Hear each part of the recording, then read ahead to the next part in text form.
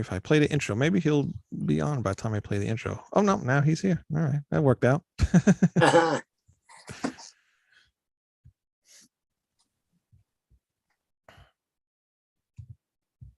All right, go live. Manny's here. All right, I'm gonna play the intro, and I will be right back. Oops, I gotta find it first. Hold on. So I'm late. That's all right. Typical Manny. Yeah. Hi, how you doing? Hey, Manny, how are you? Not bad, not bad. Thank you for joining us. I'm still going through your book. Oh, cool. Yeah. Thanks for having me. Thanks for coming on. Wayne, have we started? Where are we I'm at? going to start right now. I'm going to put the intro on and we'll be right back. All right, do it. All right. All right.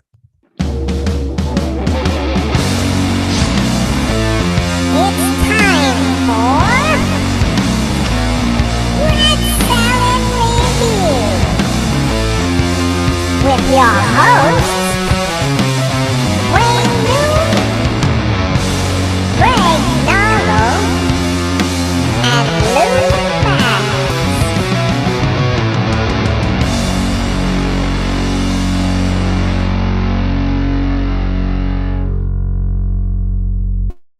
Welcome to Rat Salad Review. Manny, I just realized I should probably change that intro every time we do a show and it's on like maybe me or you or, I should get rid of some of those other guys. You should, but I don't want to be a puppet. So anyway. No, I'm going to work on a puppet for you, actually. So be ready. It's pretty scary the way I look now. Anyway, go ahead and introduce the guest. Welcome to Rat Salad Review. And today we are joined by William Irwin, who is not only a philosophy professor at the King's College, but you're also the originator of the philosophy of popular culture book genre. And you wrote an endless amount of books. I'm like looking up all your books that you've written, and the list just goes on and on and on.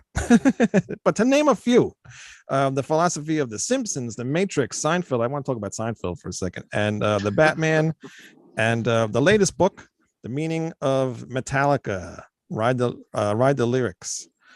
So Hey, thanks for having me, Wayne and Manny. Good to be talking with you guys.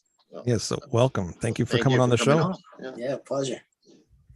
I want to talk about the Seinfeld thing. How big of a Seinfeld fan were you? I mean, obviously you must have been a big fan to write the book about it, but yeah, I mean, I couldn't claim to be necessarily the world's biggest Seinfeld fan, but I was certainly a devoted fan. And the way that book came about is I was teaching philosophy. It first got started in the late 1990s, and Seinfeld was incredibly hot. Everybody knew it. It was smart and observational. And I could mention a character like Kramer or a plot twist like Do the Opposite, and kids would know what I was talking about. So I could use that as a bridge into something that I was talking about with Plato or Aristotle. And, it worked in the classroom. And then when the show was going off the air, I knew some of my fellow philosophy professor friends were doing the same kind of thing. And we sort of memorialized it in a book, Seinfeld and Philosophy. So most of those books you just named, I didn't write the whole thing myself. They're sort of edited collections with a whole bunch of people contributing, and I'm sort of the ringleader behind it. And so that's how the whole thing got started. Oh, very cool. Did you ever hear about the alternate, like maybe like an ending of like what could have happened at Seinfeld? Did you ever hear about that? I'm not sure I did. A different end. I mean, they did it on Curb Your Enthusiasm. Yeah, no, this is like, you remember in the last episode where like the plane was going down, but then the pilot got, oh, right. back under control. So, I mean, I've heard it said, well, maybe they're really dead. Yes, that there. Yeah. I thought that was very interesting. If they were all ended up all being like really dead, because that whole thing about them getting arrested for not helping that guy was so ridiculous. It was, yeah. And the dead one actually has a kind of a fun philosophical connection in that the philosopher Jean-Paul Sartre is known for saying that hell is other people. And there's this play, No Exit, where, it turns out there are no devils or pokers or flames. It's just being stuck for eternity with other people who drive you crazy. Right. And, that could be sort of what you see beginning at the very end when George is, I forget what the issue George raises at the very end is, but it sort of takes them back to the beginning, and they're just going to annoy each other in jail there. Yeah, I missed that show. I wish it would have ended on a better note, but it is what it is.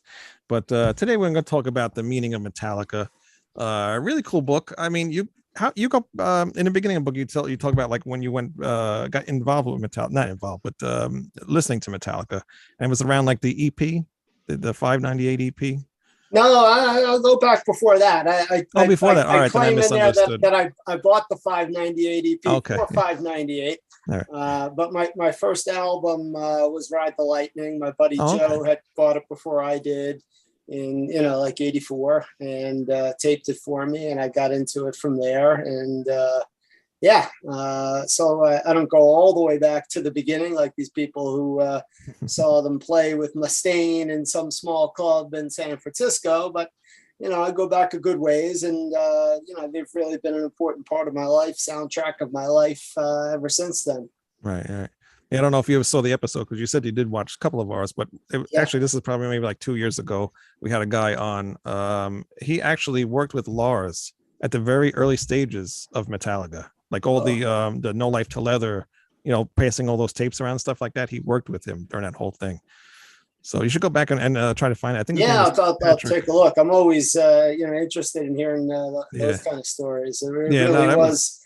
That's back to the days of like secret knowledge where there's no internet and you have to know somebody who knows somebody. And just finding something was a cool discovery in those days. Yeah. The days of tape trading, which sadly gone. Now we just trade MP3s, but, or streams or whatever. But it was really cool to have him on. But so I really like the book. A lot of stuff. I like the stories that are more personal to like James. I like how you get into that stuff. Manny, what do you think about the book? I enjoyed the book quite a bit, actually, and I agree with him. Like, I was just before we came on, I was reading the chapter on religion, Leopard Messiah, and what the other one was a little more fantasy oriented. Was it's off the Ride the Lightning. What is the name of that damn song? Creeping Death. Thank you, Creeping Death. Yeah, which I found interesting that you had pointed out that The Mist was more influenced by Cecil DeVille's depiction of it than actually the biblical, account of it. I found that interesting, but I agree. I found the more personal stuff about Hetfield's life and how he put it into his lyrics more than, say Creeping Death. I mean, I love Creeping Death, but it's a little different. So I agree with him. What I was going to ask you was, this is your second book on Metallica. Why Metallica? Why them and not? Because usually when people examine lyrics, it's usually Bob Dylan or Lou Reed. Nothing against those guys. I'm a huge fan, but heavy metal is not usually afforded the respect for the lyrics. Sometimes rightfully so, but Metallica and Megadeth, I dare say, have very smart lyrics in Testament. Anyway, that was my first question to you. Yeah. Well, thanks for that. I appreciate you guys reading the book and just doubling back on what you were saying, the stuff about Hetfield personally. I try to bring that in as best I can where we know stories behind why he is writing about something, particularly like his religious upbringing as a strict Christian Scientist that informed his background in writing Creeping Death and then the movie tie-in, etc. But yeah, I don't know. I mean, if I were born 10 or 20 years earlier, I'm sure that it would have been a different group that was speaking to me. It would have to be, whether it's Dylan or Lou Reed or whoever it might be. But the music that first spoke to me was metal, and so even before Metallica, it was Ozzy and Sabbath and Maiden and Priest and bands like that. And here in Metallica, in '84, they were not only faster and heavier, but in some ways deeper, lyrically deeper. And so you know what it's like at a young age when something makes a big impression on you, it tends to stick. And so it's always stuck with me. And it's hard for me to be objective about Metallica and other bands as well. I'm a fan first and foremost, and I don't really pretend in the book to be writing it primarily as some kind of a scholar or objective critic. I'm a fan, and the lyrics have always spoken to me and been therapy and poetry to me, and I think I'm not alone in that. And so some of the stuff is like I said, generational, and the baby boom generation really just has lorded it over every generation younger since I've been alive. It seems to continue that way in some ways, although we're starting to get a little bit more attention and input. So some of it's generational, but a lot of it is a kind of elitism and snobbery too, I think, right? Metal, Absolutely. Metal gets its nose, people look their nose down on metal as dumb Beavis and Butthead type music, and or just a bunch of cave dwelling troglodytes or whatever. And so even people who will grudgingly admit, oh, I guess Metallica is a good band, if they're not fans, if they're fans of other kinds of music, they tend to think that, well, it's just silly that you would take their lyrics seriously. So I guess you mentioned second book on Metallica. I guess I'm a man on a mission in a certain kind of way to give Metallica the kind of attention they deserve, and make the point that serious people should take Metallica's lyrics seriously. Fair enough. I'm 52, so I'm probably the same age you are. Yeah, same age, man. You got more hair than I do, though. Looks good. But I discovered Metallica about 84. But when I first discovered them, I wasn't looking at the lyrics. I just liked the way they sounded. And then when I got older, only 2 years later, Master of Puppets, I noticed the lyrics have slightly changed. I like Kill 'Em All. I still love that album, but no, it's not that deep, at least from what, and me and Wayne were talking about it earlier. Saint Anger is not my favorite album by them. Actually, it's my least favorite. Yeah. But lyrically, that thing is a minefield of, that's got to be a psychiatrist's wet dream. The lyrics on that thing. Yeah. But anyway, I just noticed how, and also Socially Conscious, which we'll get into on the next album, and Justice for All, and then he got more personal as time went on with the Black Album. Anyway, I just find that interesting. So me and Wayne were talking about that earlier.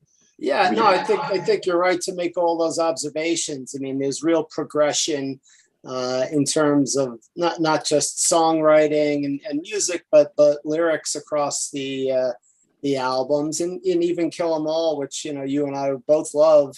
There's a lot of fantasy and Phantom Lord and the Four Horsemen and that kind of thing, and for that kind of thing, it's done very well, and it avoids really over the top silliness and cliches. But the progress by the time you get to Ride the Lightning with songs like Fade to Black and For Whom the Bell Tolls and Creeping Death, is just amazing. And then on to Master of Puppets with all the themes of manipulation, and then, as you mentioned, more socially conscious on the Justice album, and then more personal, really, in albums that come after that, from Black Album to Load, to even Saint Anger, as you mentioned. Yeah, I think it's a very interesting progression. Also, looking back, some of the things I liked back then wouldn't be considered metal today. I still like it. But AC/DC, Alice Cooper, etc. It's amazing. Now these bands are respected for the very things that they were damned for when I was a kid. AC/DC single-mindedness, Alice Cooper's silly stage show, all this stuff now is praised. Yeah. Where when I was a kid, it was damned. Wayne, do you have a question before I get to my next one on the book? Yeah, sure. You seem to like Saint Anger a lot. Nanny or me? No, you, Bill. Yeah, I don't mind it. I don't hate it as much as most people do. It's probably the album that I listen to least. But I think it has value. I think they've done a nice job in retooling All Within My Hands. They've done sort of acoustic and symphony versions of that, and that's a song that's really very personally self-reflective on Hetfield's part about the way in which, I mean, it's sort of a continuation of King Nothing with the sort of King Midas theme of, you know, you're hurting what's closest to you and what you're touching. And, you know, you can see in All Within My Hands, you know, what Manny mentioned, psychoanalysis of that album. I mean, Hetfield's father was very controlling, not to say necessarily abusive, and that's the sort of way in which Hetfield adopted dealing with people close to him and people he loved, whether, you know, family, friends, bandmates, that sort of thing. And you see some real personal reflection and admission of a problem there. Yeah, I think that's the most he's ever really gotten, very poetic. You know, like I just think it's more of himself on that Saint Anger album. I just wish that album was put together a lot better, you know.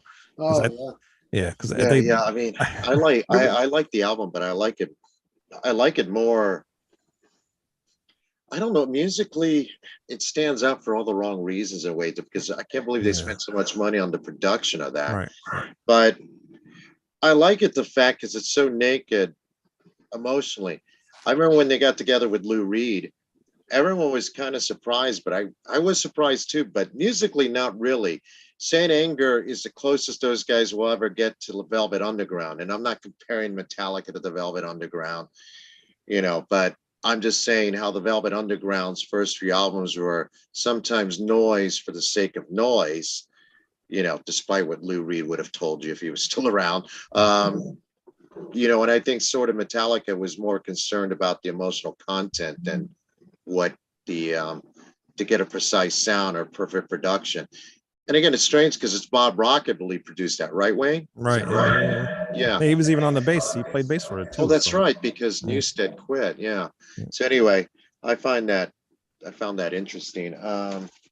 Did you ever think of adding Lulu to the book? Anything from Lulu? I didn't. I mean, that's even less than Saint Anger. Well, that's more of a Lou Reed vocal thing anyway. Yeah. Right. Yeah, that's the technicality that I play in not including that. I mean, there are moments on Lulu that I like. But it's hard to listen to. I don't even know how you would even begin to start with that one. I don't know. Yeah, I mean, and those are Lou Reed's lyrics. So that's totally a Lou Reed trip. Right. Here's a question for you. You know, as you're writing a book, you know, obviously you listen to lyrics many times. Were there any songs or lyrics that took on more significance now that you're older than when you were a kid, or, you know, first started listening to them? Was there anything that stood out to you that goes, oh wow, you know, because now we have more life experience at 14, you know, but we know. I don't know. There are songs for sure that I came to appreciate more and differently in working through the book, so I can say that. But my technique for doing it, for working through the various songs, was, you know, I'm trying to avoid listener fatigue with these songs, many of which I've listened to hundreds or thousands of times. It's hard to even figure with some of them, right? Right. And I certainly didn't want to ruin the band for myself, but by, you know, listening to them and to the point where I'm sick of them and sick of this project, etc. You know, Wayne had been asking me about Seinfeld at the start of the broadcast, and I had seen every Seinfeld episode however many times, you know, just as a fan, and then working on that book, so that it probably was another 10 years after the show went off the air before I would watch it again, and I didn't want to do that with Metallica. So anyway, I made it. My process was to learn to sing the songs for myself. And, you know, I'm nobody's idea of a singer. I really can't carry a tune at all. But I found in learning the lyrics, memorizing, so that I would sing them a cappella in the shower and walking the dog, and mostly in my head, that I understood them in a way that I didn't from simply listening. I mean, you guys are musicians, right? And you know what it's like in playing a song. You understand it differently than just listening to it. And so I got inside some of the songs that way. And one that really did surprise me to finally get to Manny's question was the Unforgiven 2 from the Load era, which, you know, I had listened to a bunch of times, but hadn't paid quite enough attention to. And let me grab the book while I'm I was actually amazed what you got out of that, because I didn't know that song, like he ended up killing the person in that song. I'm like, I didn't kind of realize that. That's the way I read it, right? And it had never dawned on me, right? So it's a song about you know, joining emotionally together with a romantic partner, a woman in this case, right? And you know, having some sort of protection against the world, where they sort of label you and put you in a box and mistreat you, but you know, it's you against the world with the other person. But it's important that the other person be true, and true not just in the sense of honest, but also as in romantically faithful. And here's the lines where it really stands out to me. So I won't even try to sing them. But come on, go ahead, give it a best try. No. So it goes, come beside me, this won't hurt, I swear. She loves me not, she loves me still, but she'll never love again. She lay beside me, but she'll be there when I'm gone. Black heart scarring darker still. She'll be there when I'm gone. Yes, she'll be there when I'm gone. Dead sure she'll be there, right? Yeah. And then toward the end of the song, we get this line: I take this key and I bury it in you because you're unforgiven too. And you know, I had probably sung along with the song, you know, many times, sort of mindlessly, but when I was really internalizing it and singing it out loud, you know, it hit me. Wow, this is a darker song than I had ever realized, right? Where the narrator either kills the woman or is at least imagining killing the woman. Right. Yeah. Go ahead, Manny. You saying something? No. Go ahead, Wayne. What is your favorite of Unforgiven? Because a lot of people don't like the second and third one. They love that first one, but I love the second one. I think the second one's really good. The third one gets a little kind of crazy. But what's your favorite one? Yeah, I mean, it's hard to beat the first one, right? I mean, that really spoke to me, you know, in first hearing it, right? And it's easy to relate to. Most people growing up have that sense that, you know, the world is demanding conformity of them, and you have to be a certain way. And, you know, just when you get free of one set of authority figures, here comes another, right? You know, meet the old boss, the new boss, the same as the old boss kind of thing, right? So definitely Unforgiven original, but I've you know, as you can gather, come to have a real appreciation for some of the darkness and the poetry in the Unforgiven 2. And what I like about Unforgiven 3 is it's really a sort of a midlife crisis song, where, you know, it's about realizing, hey, you know, grow the F up, right? That you've spent your time not forgiving other people and blaming other people for your problems and the way they've treated you and the way that they've forced you to live a certain way. But the Unforgiven 3 has him sort of imagining, sort of running away, and realizing that running away, he brings himself with him, and he himself is the source of his own problems and potential misery, and that he really needs to forgive himself for his own you know, choices that have landed him where he is in life. And, you know, nobody's life, maybe even Hetfield's, amounts to exactly what they would have wanted it to be. And, you know, it is an odd song. I really loved the version that they did, where, you know, where Hetfield performs it with the symphony, and it's just him backed by the symphony. I thought that was really gutsy for a guy who doesn't have a sort of classically beautiful voice, you know, tenor or whatever. Really kind of ballsy to stand up there and put it out there. And frankly, that's the kind of thing that I'd like to hear more of from him going forward. None of us are getting any younger, him included, or maybe especially.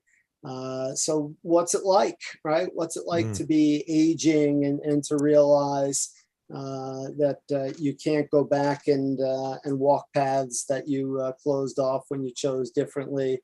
What's it like looking forward now that you're much closer to death than you are to your birth, and all of that kind of thing?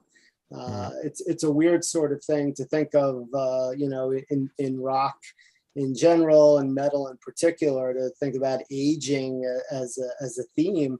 But why not, right? Particularly with all the fascination with death that you find in metal.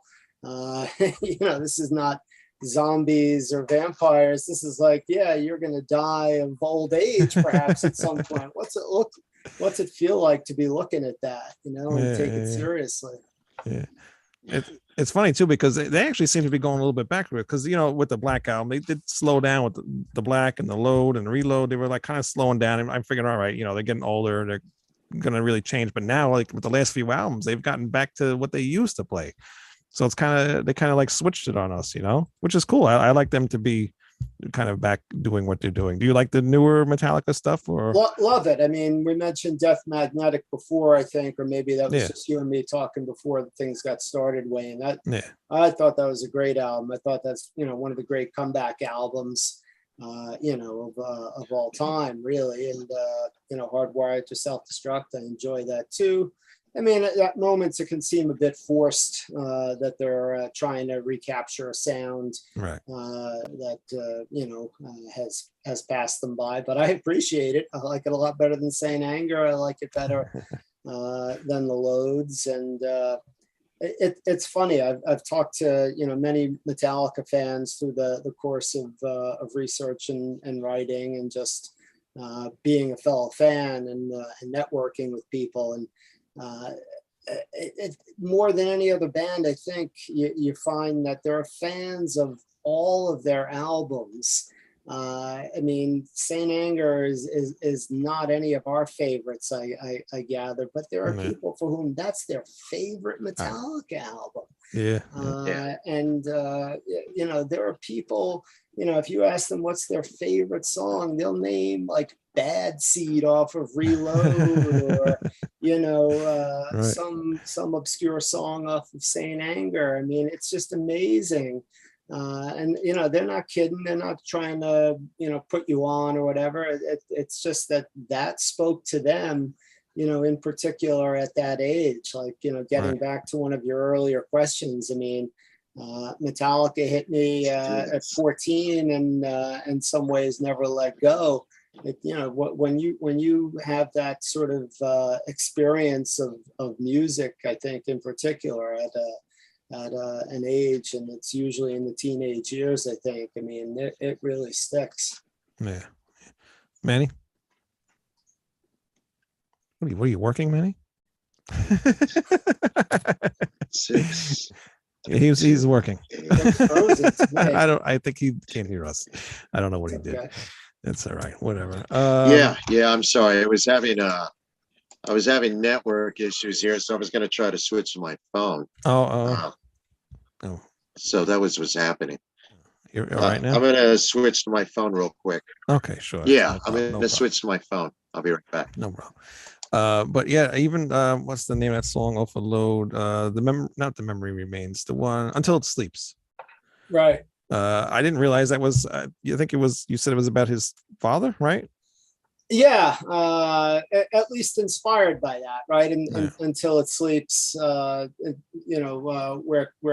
can I take this pain of mine? I run, but it stays right by my side. It was during the time before recording that he had some, at least limited reconciliation and reunion with his father. And then, his father got cancer. It's not 100% clear to me if his father sought any treatment for the cancer or not. More famously, his mother did not get treatment for cancer when he was 16. And his father had abandoned the family, and his mother ends up dying of cancer when he's 16, and he has to go live with his older brother. But that's another sort of and the creepiness, I think, in the Until It Sleeps too, is just the impersonal pronoun there of it, Right. Oh yeah, definitely. Yeah. I just like from reading your book, it's just like I don't really like think of Metallica, with these kind of lyrics, like really thought-provoking lyrics. And then reading your story about how you perceive the stories to be, it's just like, all right, I kind of get it now. And I never really looked at Metallica that way. I just looked at them as a metal band. They're either writing about drugs or war or drinking. So knowing that it gets more deep than that. It's watching an action movie, right? Like you mentioned, one of my other books was about the Matrix and philosophy, and right. People can watch that purely as an action movie and have a lot of fun with it and enjoyment of it. But then there's all kinds of other layers to it, philosophically, that sort of thing. And Hetfield is far from a prima donna or artiste or anything like that. So he never has made a big deal about his lyrics. But yeah, he works very hard at what he does. He was never really meant to be a singer, right? Didn't want to be a singer.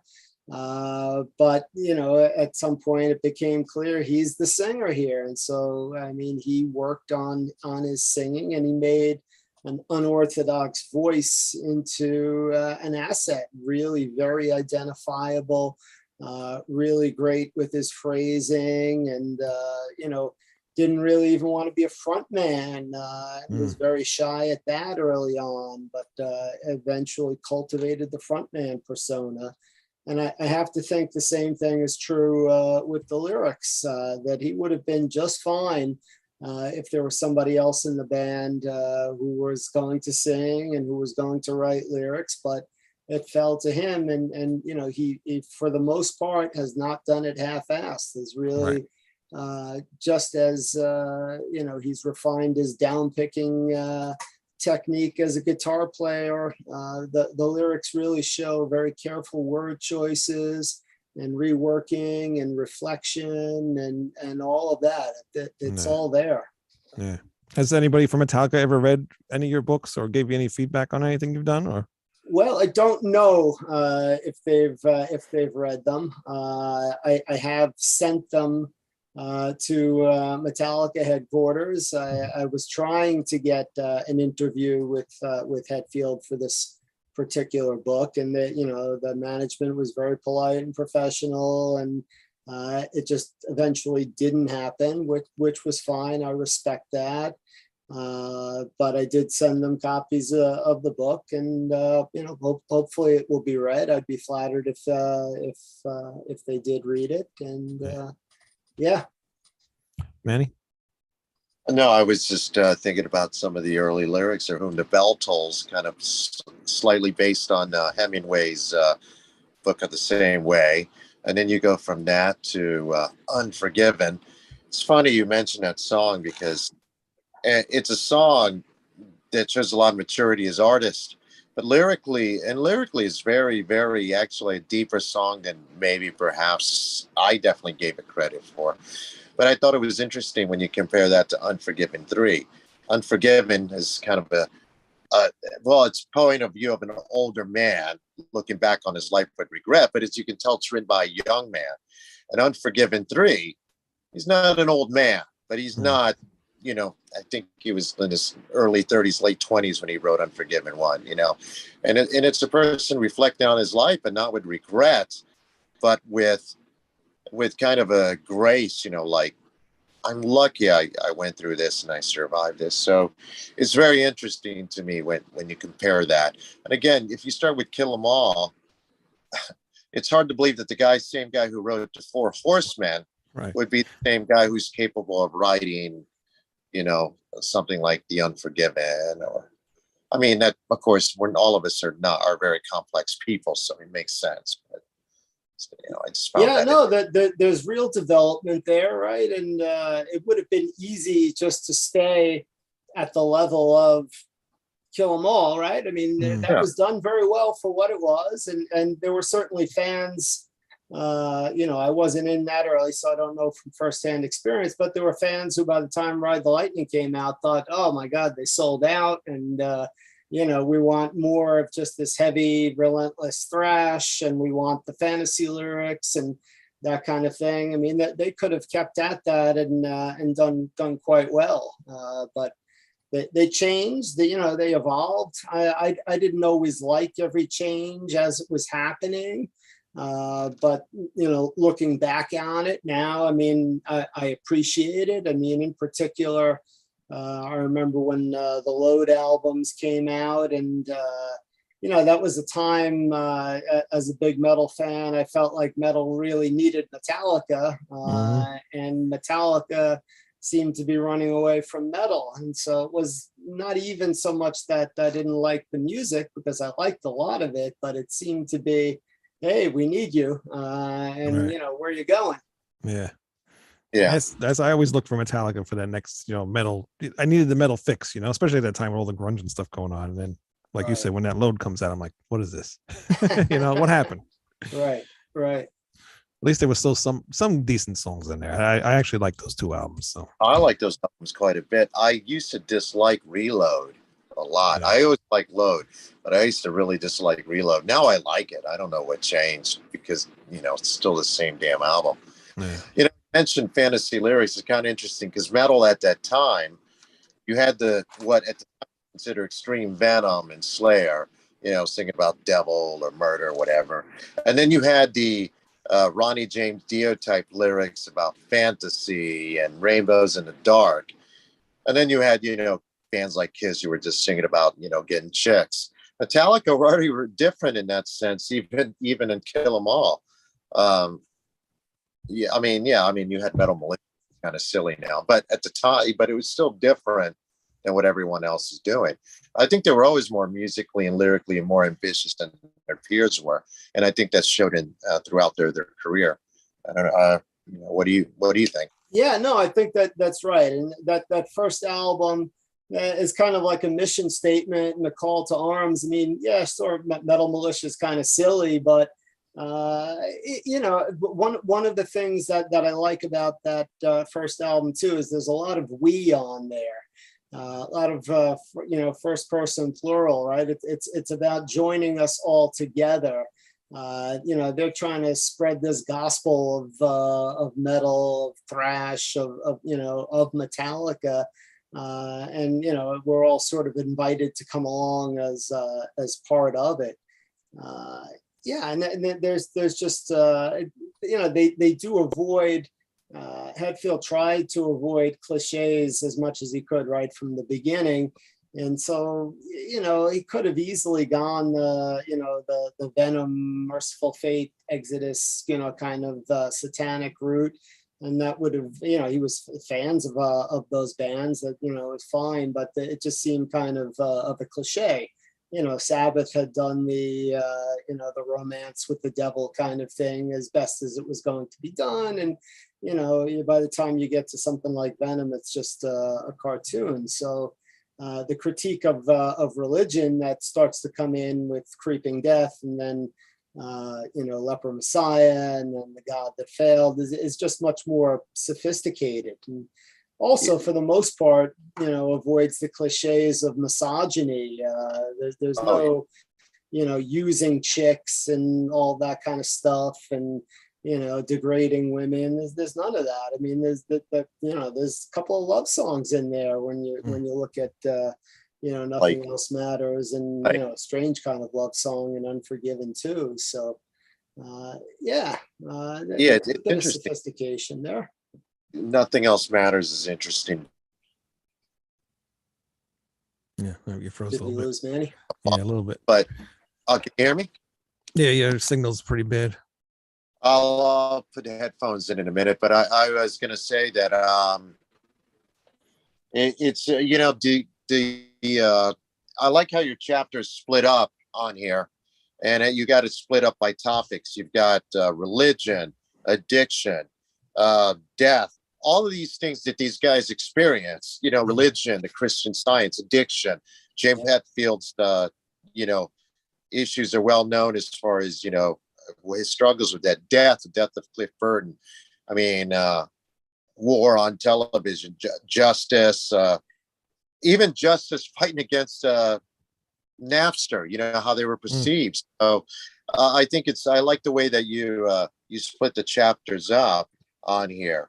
I'm glad you didn't go, well, first we're going to start with Kill 'Em All. I'm glad that you kind of jumped around, you know, trying to find different, well, I don't know if you found, but did you like make a list and go, all right, these are songs about religion, or just something that came to you as you were writing, or how did that work?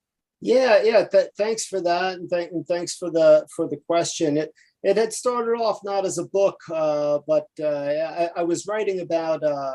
I blog for psychologytoday.com, and I was writing about a book called Educated, written by this woman, Tara Westover, who was raised as a Mormon fundamentalist. And as I was writing about this book, I was quoting from The God That Failed.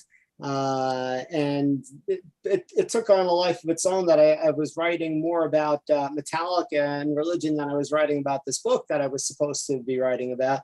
And so the first chapter in the book about religion just sort of started that way. And then once I got through with this long bit on Metallica and religion, a big theme in there was self-deception. And self-deception as a theme led me to thinking about, well, addiction is really all about self-deception. And so many of these songs in Metallica are about addiction and self-deception. And so what I have in the book, or I hope to have, is not a catalog of here's every song on Ride the Lightning and what I think it's about, and on to the next album. That's what I thought it was going to be before I got it. I was like, all right, it's, you know, going to be like that. But yeah, I mean, and that would make sense. But one of the best compliments that I've gotten about the book was someone who told me that reading it was like having a conversation with me. I agree with that. Yeah, and it's the kind of conversation we're having now, where one topic can lead to the next, right? We're talking about one song, and that leads to the next. And you know, a conversation like this that we're having is free flowing, and who knows where we're going to go. With the book, I can clean up the mess a little bit more afterwards, you know, and organize it. So it was messy, or more messy in the draft form, but hopefully by the form that it gets to in the book is compact, and the connections make some sense. Yeah. And you know, I invite the reader to think of himself, herself as you know, a partner in a conversation with me. And part of that includes the invitation that I make explicitly in the intro to the book and the conclusion, to get in touch with me. You know, whether you're listening to this podcast now or you're reading the book, and you disagree with something I said, you think I got it wrong, you think I left something out, by all means, get in touch with me. I don't, you know, consider this to be the last word on Metallica or anything like that. A good book should be a conversation starter and never a conversation ender. And so that's what it's about, as far as I'm concerned. Have you had anybody come to you saying that, you know, they think something is wrong that you did? I haven't gotten the wrong yet, but I'm sure those are coming. You know, I've gotten a couple of nice, hey, I didn't know about this song, or I hadn't thought about it this way. I think what I've heard more informally from people, just from talking about it and letting them know what to expect. Right. Certain songs that I don't include that they really would like to be in there, right? So a couple of songs from Load that are real fan favorites, especially fans who are diehard Load fans, are Bleeding Me and The Outlaw Torn. And I didn't include either of those because I didn't find them fitting into the themes that I was considering. Plus, I find them sort of vague and evocative rather than clear in terms of a definite subject matter and storytelling that I could work into the book. But, you know, I'd love to hear from anybody listening to the podcast or reading the book, telling me, well, Bleeding Me, you have to understand it this way, or this is what it always meant to me. I mean, that's the kind of stuff that really jazzes me. And I'd love to hear from people about. Where can people go to? Like, what's your email address they can write to? Yeah. So the email address is just my name, William Irwin, IRWIN, at Kings, KINGS.edu. That's the college that I teach at. Or if you do Twitter, I'm at William Irwin 38. I don't like Twitter battles and that kind of stuff, but anybody should feel free to DM me about anything. I'd love to hear from you. And, those are probably the best ways to get me. All right, cool. Yeah, Twitter is a very dangerous place. I got to stay away from Twitter sometimes. Well, I have to leave in a few minutes, but Mr. Irwin, I want to thank. Ooh, this connection is so bad. I want to thank you for. That's what happens in Florida. I really enjoyed it. I apologize. I'm in Florida. Yeah, I just wanted to. I have to leave in a few minutes, but I wanted to thank you for your time and for this book. I really enjoyed it. And you write another one. I hope you come back on with us. Anytime, Manny. Thank you so much for taking a look at the book and for your thoughtful questions. And great to be with you. Yeah. No problem. And thank you again. And thank you, Wayne, too. Yeah, no problem. And is there one song that you wish that you could have got, or is there maybe like a song that you like had written out, but you just didn't get it in the book or anything like that? I would say what I was a little disappointed in myself for not being able to pull off was the Cthulhu songs. So The Thing That Should Not Be, and the newer one on Hardwired to Self-Destruct. I'm blanking on the title right now. Can't even think of that one. Yeah. But I don't remember. Yeah, I don't know that one. Yeah. Yeah, but so it would have been fun to bring something in there, but I didn't really find a way of interpreting it. It just seemed, sort of like straightforward out of the Cthulhu mythology. So yeah. But that's another kind of thing where it would be fun, to hear from fellow fans who have thoughts about the way in which Hetfield's lyrics have interpreted or transformed the Cthulhu mythology. I just couldn't find a way to do anything with that myself. Yeah. Well, maybe another book. Maybe do another one. Yeah, who knows? Well, I really enjoyed the book. The book is The Meaning of Metallica Ride, the Lyrics by William Irwin. And thank you, William, for coming on the show. Yeah, thanks so much for having me, man. I wish you not that you really need all the luck. I was, you've been writing books forever, but good luck with the book. It's Dream No More. I had to look up the okay. I can't even think what that song sounds like. So you got The Thing That Should Not Be, and then you have Dream No More off of Hardwired to Self-Destruct. Right. Anyway, I'll have to go back and listen to that because I really don't remember that song. Yeah. It explicitly had. The Thing That Should Not Be, you might not otherwise recognize as a Cthulhu song, but in Dream No More, it says Cthulhu Awakens. Okay. So I'll go back and listen to it. Yeah, it's pretty cool. Is there any other metal bands you might be thinking of doing next? Well, in the series of Philosophy books, I had Black Sabbath and Philosophy. Are you guys like Sabbath fans? Is that where he's a Sabbath fan? That's where Rat Salad came from. Yeah. I'm a huge Sabbath. I mean, I'm such a Sabbath fan. I'm such a Sabbath fan. I even like the Tony Martin era, so I like it all. So. Oh wow, that's saying something.